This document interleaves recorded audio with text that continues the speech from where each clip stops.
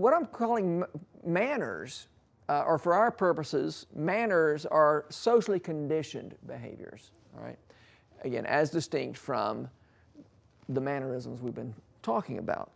And To Kill a Mockingbird is very much about manners. It's about how individuals react to their society or their little community. It's about people not successfully navigating the social mores around them. It's about conflict between people of different social classes. It's about people actively opposing social mores. So you've got, Atticus, who is fighting against the way things are done in the legal system in Maycomb, Alabama. So I want to look at a couple of scenes for which manners and mannerisms are both relevant. Okay, so let's look at Miss Caroline. Remember the teacher who's from North Alabama, where things apparently are very different than in South Alabama, or at least the kids seem to think so, or our narrator thinks so in any case.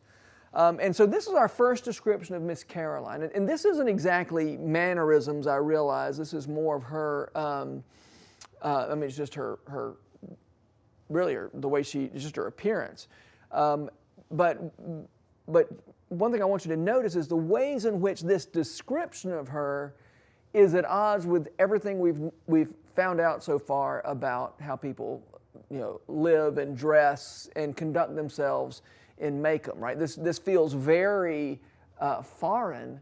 Remember, this is a place where the streets run, with red mud and there's grass going up to the sidewalks and people wear overalls and all that kind of stuff. And here's Miss Caroline. Miss Caroline was no more than 21. She had bright auburn hair, pink cheeks, and wore crimson fingernail polish.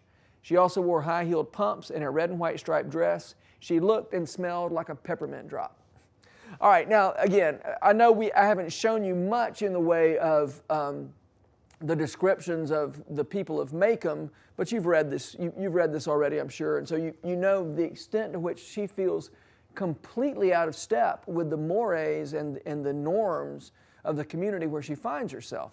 And so this is our first clue that she's going to have some trouble with the manners of Maycomb.